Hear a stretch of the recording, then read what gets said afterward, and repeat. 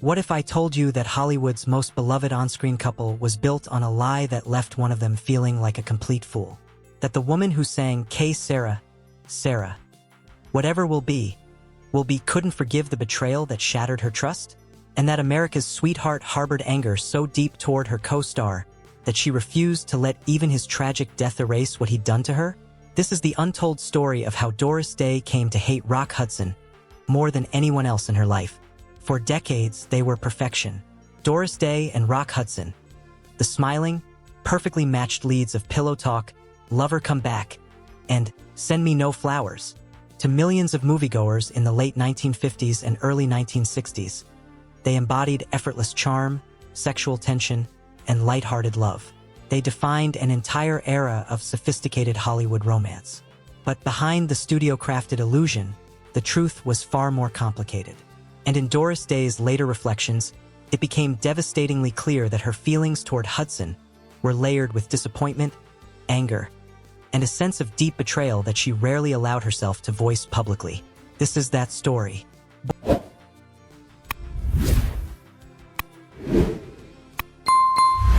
Born Doris Mary and Kappelhoff on April 3, 1922, in Cincinnati, Ohio, Doris Day grew up in a modest middle-class household during the Great Depression. Her first dream wasn't Hollywood or recording studios. It was dance. She trained diligently, showing so much promise that she and a partner won local dance competitions. But fate had other plans.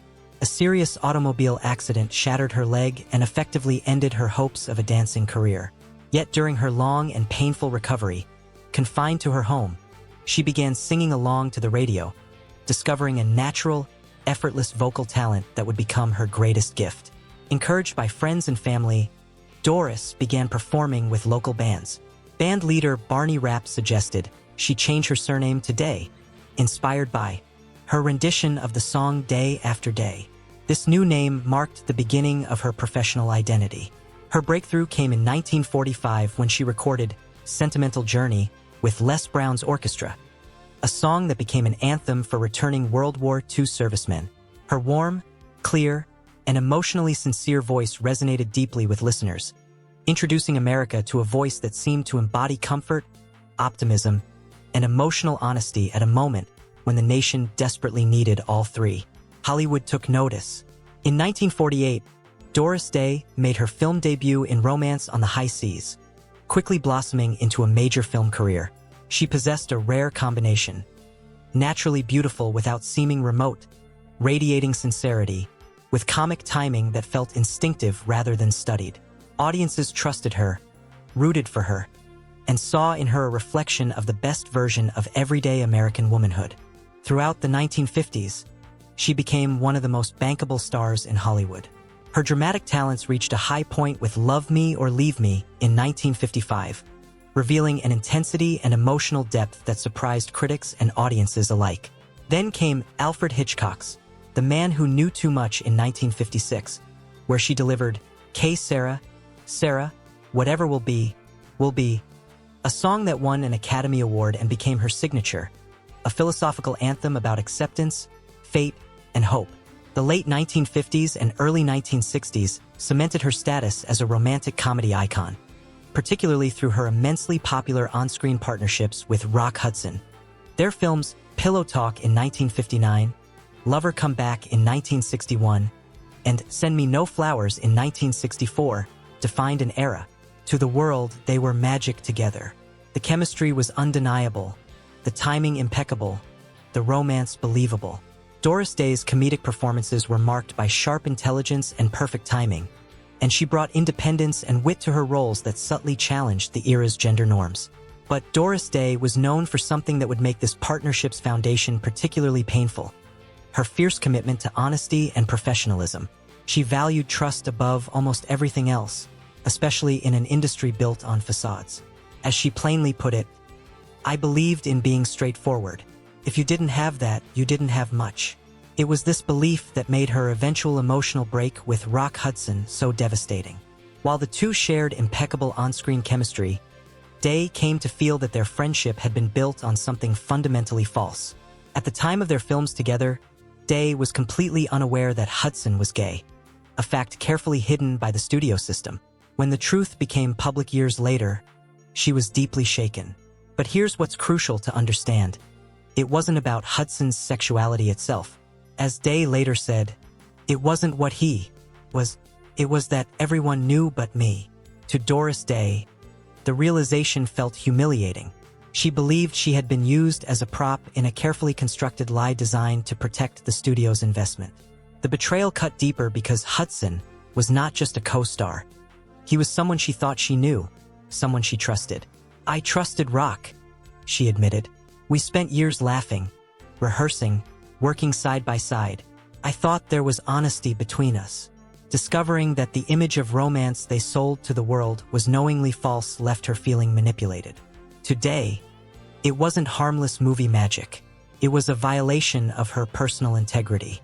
Her resentment hardened over time, especially as the public continued to romanticize their partnership.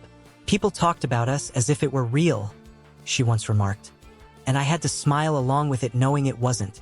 That forced silence, another demand of the studio era, became its own form of cruelty. Day believed that Hudson, protected by the system, never truly paid the price for the lie, while she carried the emotional burden of it. When Hudson revealed his AIDS diagnosis in the 1980s, Day's emotions grew even more conflicted. She supported AIDS research and showed compassion for the crisis. Yet she did not rush to rewrite history. "I was sorry for him," she said quietly, but that didn't erase what happened. Her words reflected a woman unwilling to let tragedy absolve years of deception. To Doris Day, sympathy did not mean forgetting. In private, she was more direct. "I felt foolish, and I don't like being made a fool of." That sentiment revealed why her feelings toward Hudson were so strong. It wasn't hatred in the simple sense. It was the kind of anger that grows from broken trust, from realizing that a cherished professional partnership had been shaped by secrets she never agreed to keep. Despite Hollywood's desire to immortalize them as a perfect pair, Doris Day refused to romanticize the reality. "What you saw on screen wasn't my life," she said firmly, "and it wasn't the truth." In the end, her harshest judgment was reserved not just for Rock Hudson, but for the system that encouraged lies and demanded silence. Still, Hudson remained the face of that betrayal in her memory. Doris Day lived long enough to tell her story on her own terms. She passed away peacefully on May 13, 2019, at her beloved home in Carmel Valley, California, at the remarkable age of 97. The cause was pneumonia, a quiet ending befitting a woman whose life had been filled with music, laughter, grace, and an unwavering spirit. True to her values, she requested no funeral services, no grave marker, and no public memorials. She chose simplicity and privacy, preferring that her life be remembered through the joy she brought to millions and the timeless work she left behind.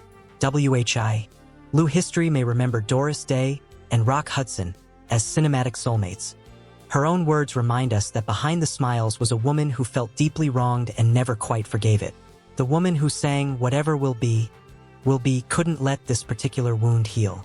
And perhaps that's the most human thing about Doris Day.